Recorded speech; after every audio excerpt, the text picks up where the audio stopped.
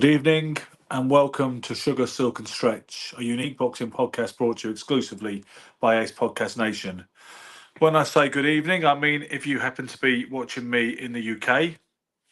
And I should explain, you can probably see quite blatantly, I am currently bereft of any silk or stretch. Michael Olajide won't be here this evening. He is currently very busy with some exciting new Broadway musical in New York City about the life and times of the great Muhammad Ali. So that accounts for his presence. Gary Stretch is supposed to be here, but the problem is right now, um, Gary is currently residing in Bulgaria, where he spends a lot of time making movies and such, teaching acting classes. And he told me a little earlier that there's very bad storms right now, and the electricity is going out and the Wi-Fi is going out. So, I think hopefully Gary will come in a bit later. But if I am, to be honest, to be totally honest with you, I always thought those two kind of ruined the show anyway. So it's quite nice to be able to have the stage to myself. Having said that, hey Ellen, how's it going? Having said that, I will rely on your comments more heavily tonight because for it to be an interactive show rather than a complete monologue, I need you guys to talk to me if I'm not going to get Sugar, Silk and Stretch. Sean Graham is here as well, saying hi to Ellen. So, as I said to you guys, there's no Silk tonight because he's busy with the Ali musical in on Broadway.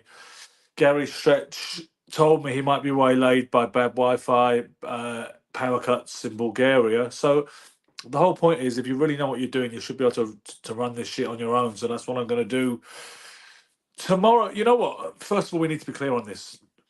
In the early hours, if you're in the UK, in the early hours of Sunday morning, around about 5 a.m., Vasyl Lomachenko and George Kambosos will be coming out to contest the vacant IBF lightweight title in Perth at the RAC Arena in Western Australia.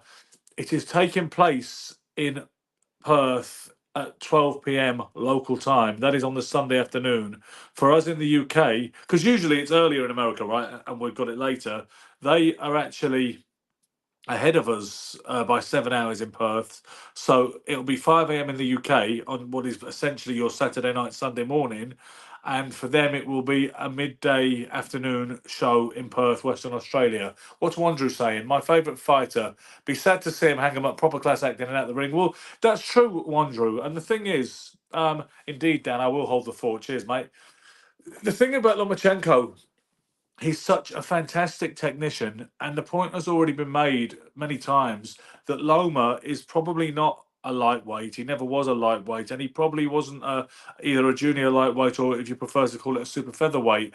He probably could have stayed comfortably for a lot of his time because he was already turned pro at a relatively mature age.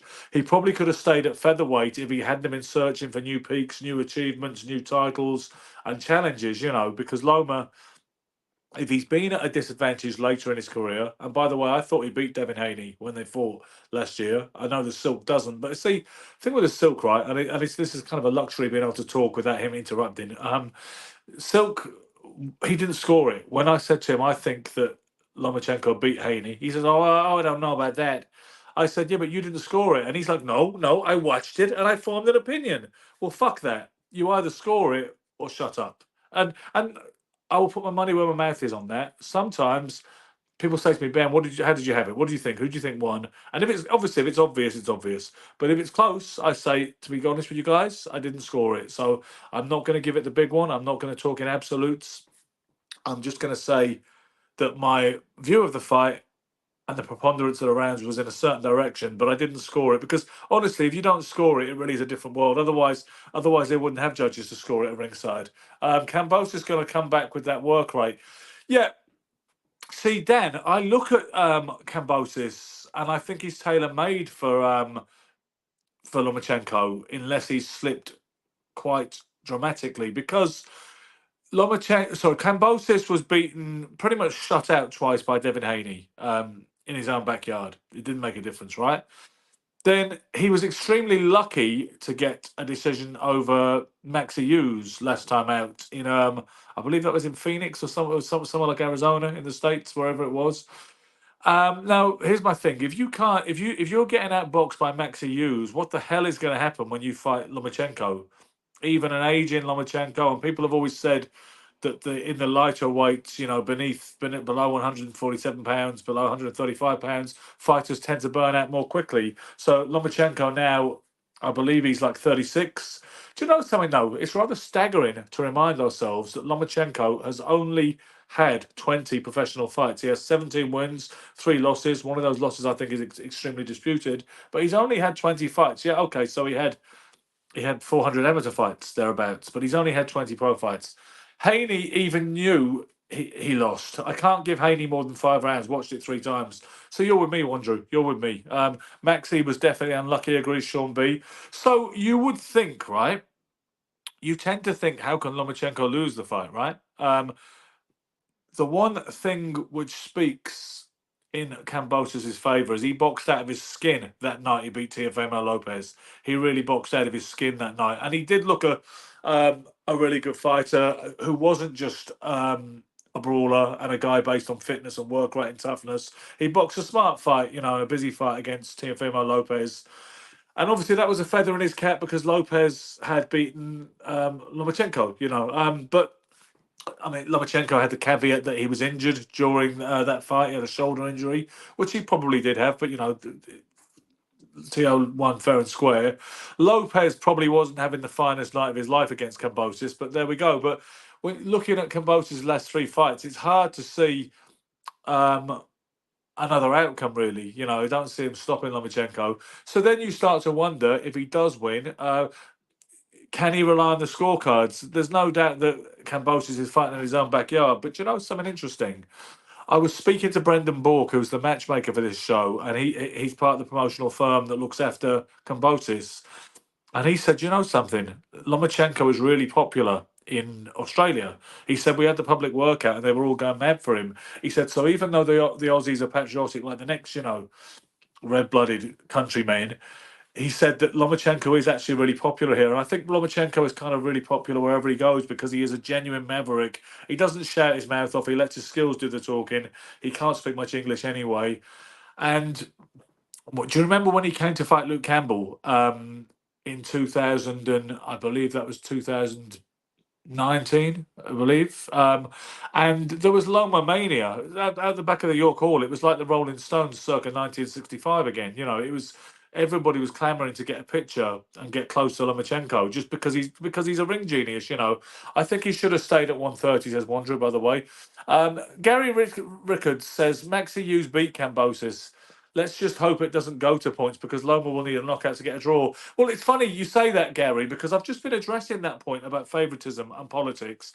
And, as I say, my mate Brendan Bork, who's a mover and a shaker on the Australian boxing scene and the Antipodean boxing scene in general, he said that he doesn't know if Lomachenko is going to get a bad shake on the cards automatically. He said because he actually is really popular in Australia. He said, so even if you're thinking that Kambosos' main comfort zone in this fight is the fact that it's in his own backyard and he can rely on some kind of rancid patriotism to see him over the line, then maybe it ain't necessarily so. As I say, with Lomachenko, I think it would be pretty damning for Lomachenko if he does lose at this stage. In the same, no doubt it hurt him to lose to Devin Haney, particularly when he put so much into it. I think most of the people who watched the fight thought that Lomachenko had won the fight. I do know there was a minority body of opinion that Devin won fair and square, and I do think I did find on the night that people in America, fans in America, and boxing people in the States saw it more for Haney. They were trying to say, people try and say, you weren't watching the body shots or the force of a punch counts. You can't just go by the volume. And the other thing they like to say when they tend to argue, when one guy obviously outlanded another guy, they will often tell you, yeah, but a lot of those shots, they caught him on the arms and the gloves, and you need to watch it again. Another patronising one they tell you is watch it with the sound down. I hate that one. I mean, I do concede there's a certain amount of logic that you will not be swayed by outside influences, external influences, like obviously the commentary, if you watch it with the sound down. But for me, you're also losing a dimension when you watch boxing with the sound down. And I don't always agree with the commentator. I often, frequently disagree with the commentators. So I'm not one for turning the sound down, to be honest. But I guess what would be nice is you could turn the commentary off, like, the red button or something, and you could just listen to the sound. Do you remember when Harold Graham fought Mike McCallum at, I believe it was at the Royal Albert Hall, and the BBC at the time were on strike, and that meant including Harry Carpenter and the commentary team. So that fight actually unfolded purely with Graham and McCallum doing their thing, the crowd cheering, the cornermen giving their advice, and no commentary, which I suspect some of you would like that option, and actually cut some of your least favourite commentators off the airwaves sometimes. Always a pleasure to watch him win or lose, says Wandrew. I won't be shocked if he loses again, though. Reflex fighters don't last as long. We're looking forward to the big one next week, though, too, fellas. Of course we are, and we will. We will be covering that big time on Sugar, Silk, and Stretch. Interesting what you said, Wandrew, about reflex fighters having more radical falls from grace and more decline.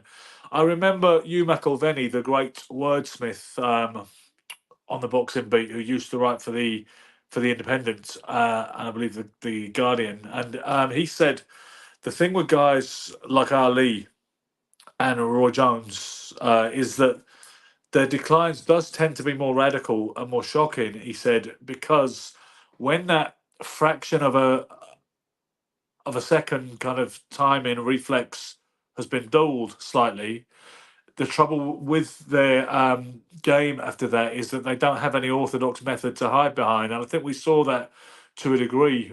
You saw it with Roy Jones, definitely. You saw it with Muhammad Ali. And to a lesser extent with Sugar Ray Leonard. I always felt Sugar Ray Leonard had more core skills and foundation than Ali had, and probably than Roy had. But he's still, at the end of the day, see, Sugar Ray Leonard was still shot to bits at 34 years of age, right? He was still shot to pieces at 34. He got better from pillar to post by Terry Norris in what would have been 1991 at Madison Square Garden.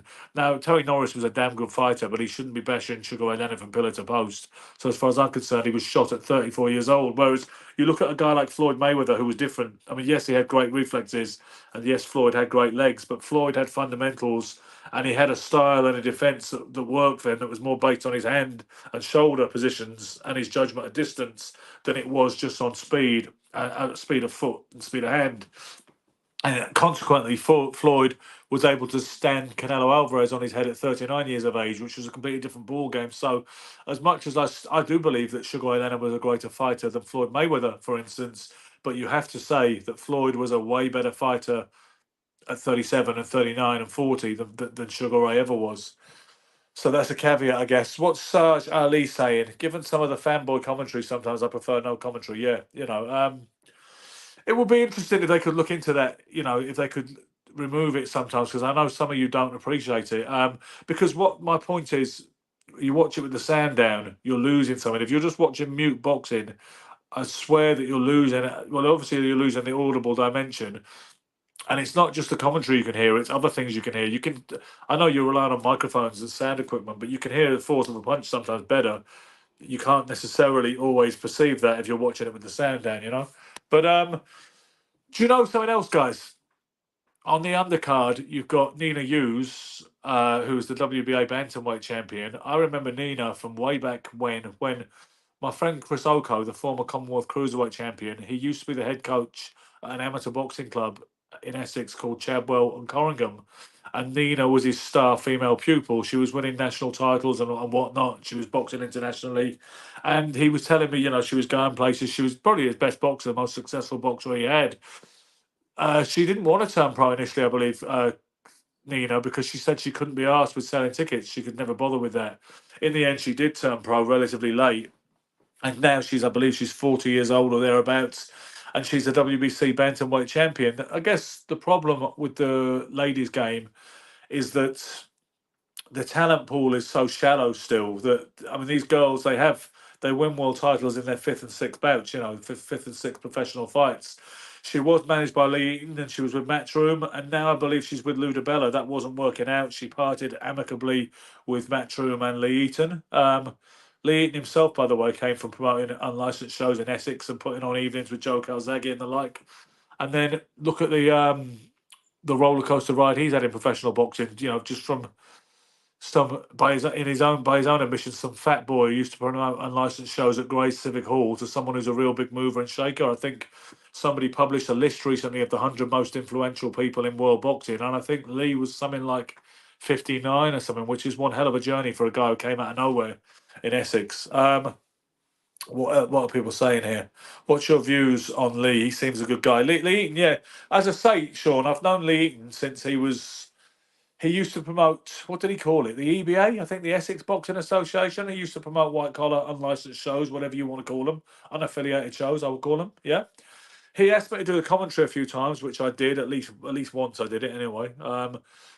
And also the thing about Lee, which was kind of cool, was because I first met him when I did an evening with Nigel Benn at the Prince Regent Hotel in Chigwell.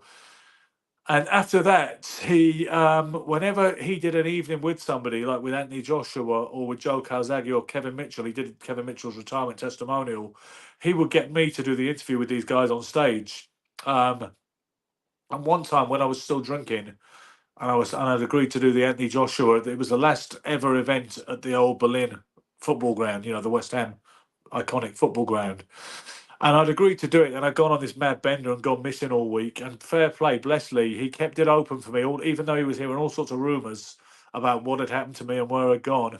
He kept the gig for me, and I rolled in some kind of condition, but just about okay to do the evening with Anthony Joshua, and I did it. And he was just like, yeah, paid me, kept the thing open, didn't he had faith, so I'll always be grateful to Lee for that. But now Lee, he's doing deals with people like Bob Arum and Eddie Hearn and all the rest of it. So he really has had some meteoric rise in the business world of boxing. But then it was because he was ambitious and he's a grafter, and you can't begrudge him that.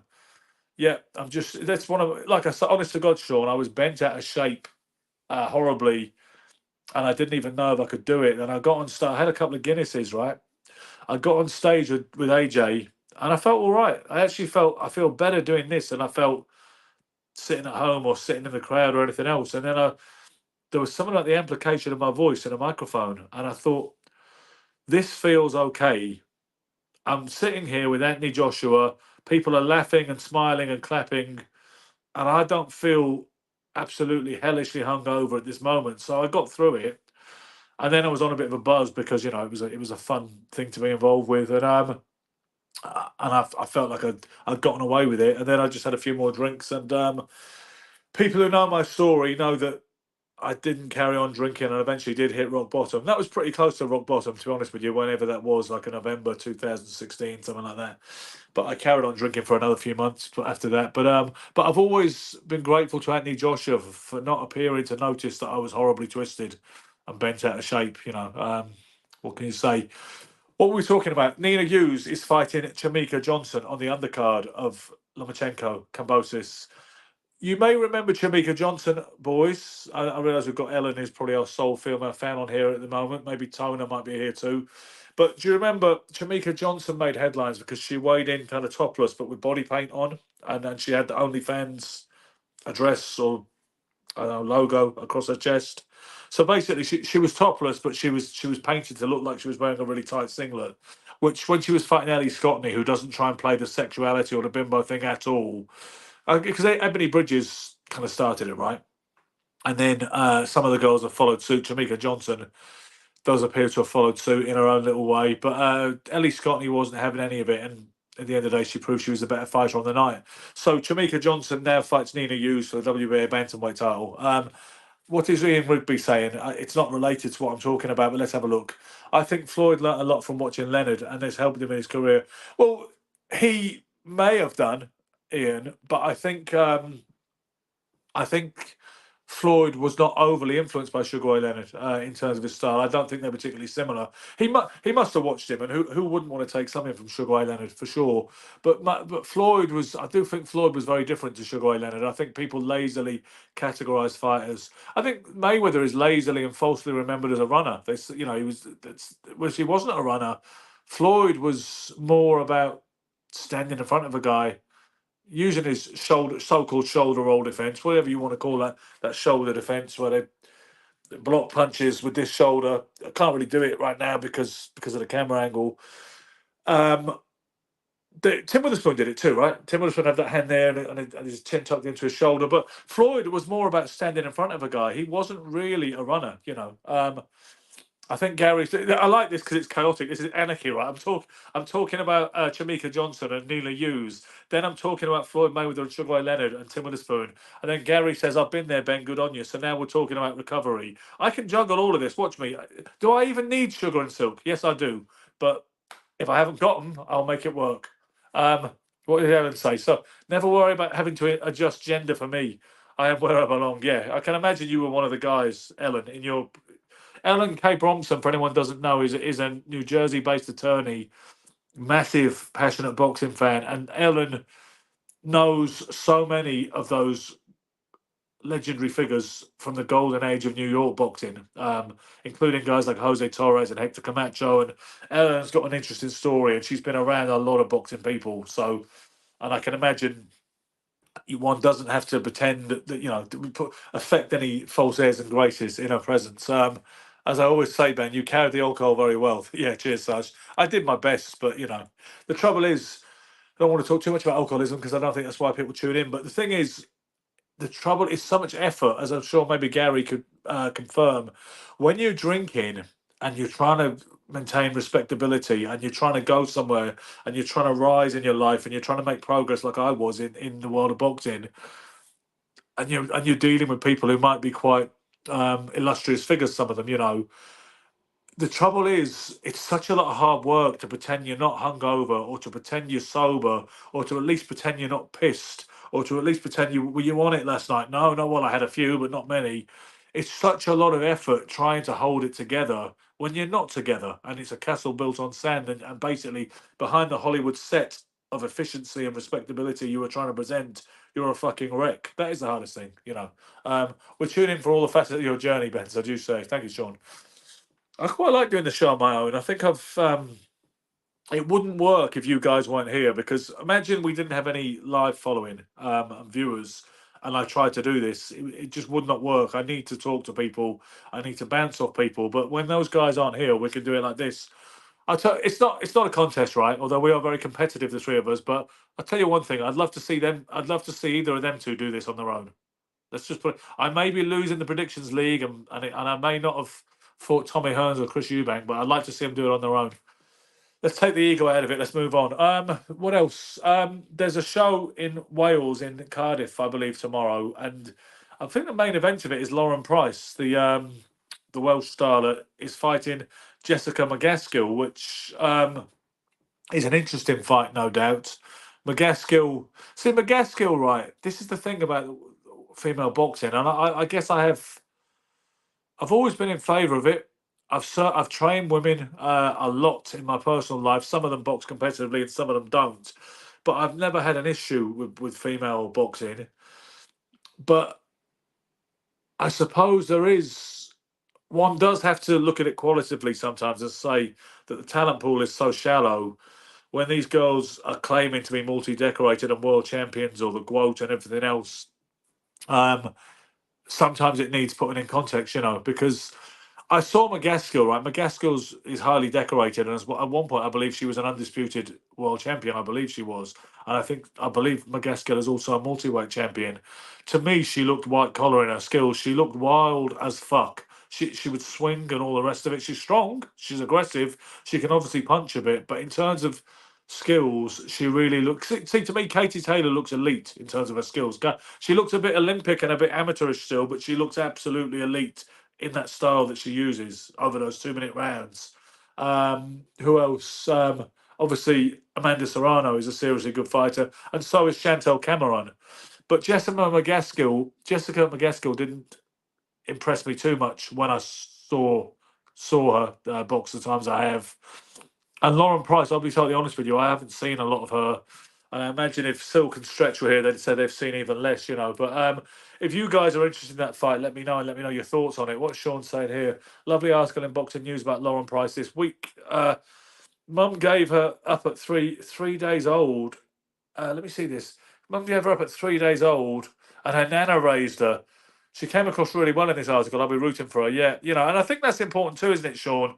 To reveal the personalities behind these fighters, it opens them up to the public, and it makes you care more when they step in the ring. Because as much as we may be hardcore boxing fans, and we may be all about the boxing, and no doubt we are wary of the cult of celebrity becoming more important, as if that's the leverage that counts. I think we all care more if we feel attached to the personalities that go to battle. Something like Nigel Benn versus Chris Eubank, that classic rivalry which lit up British boxing in the 1990s.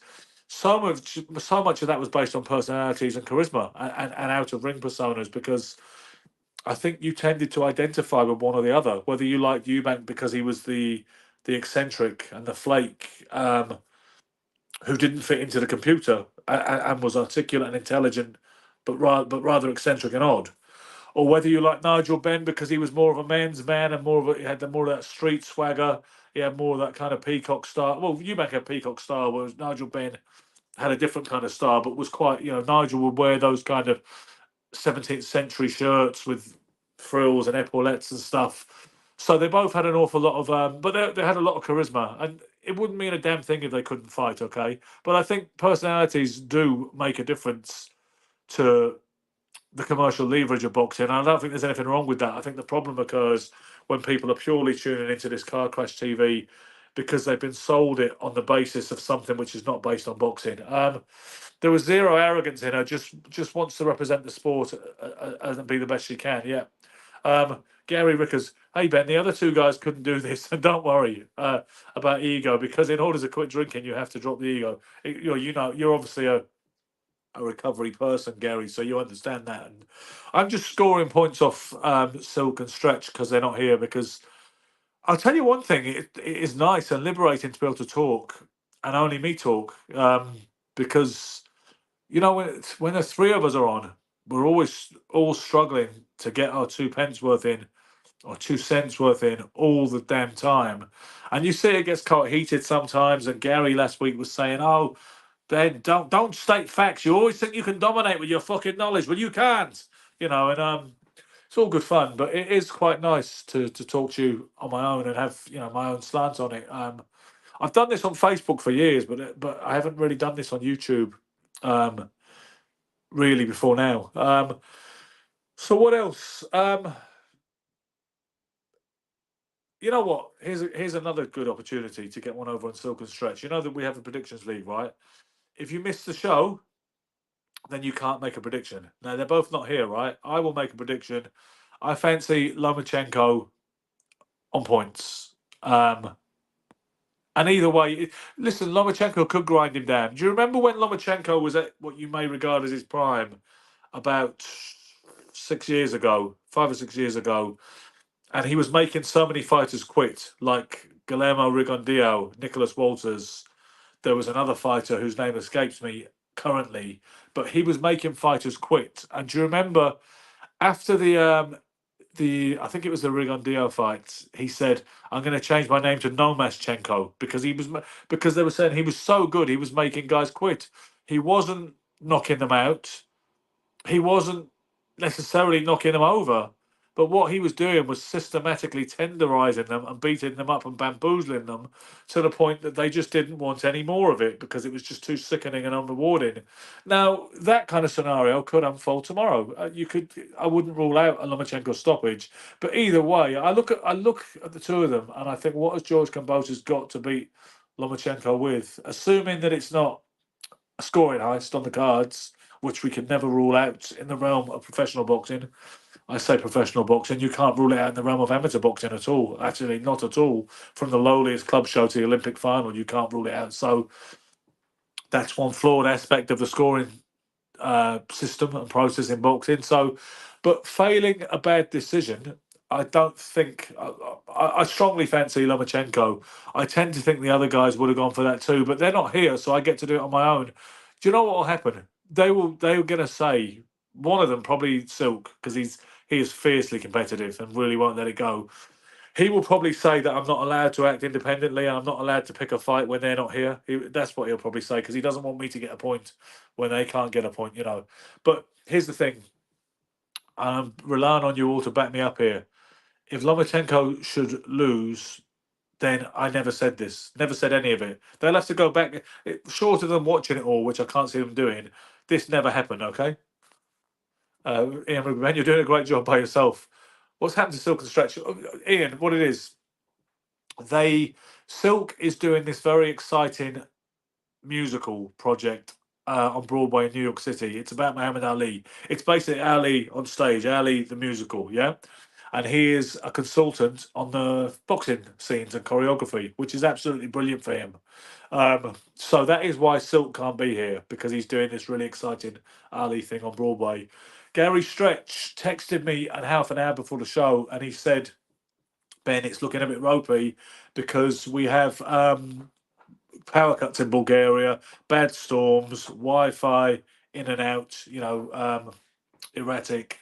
So Gary isn't here. Gary might turn up. I'm not going to do a full hour, I don't think, tonight. I see I've done 30 minutes already, and maybe I'll do 40, 45, and that will probably be enough this time because it doesn't have to go on so long when there's not three of us either. What's Sean saying?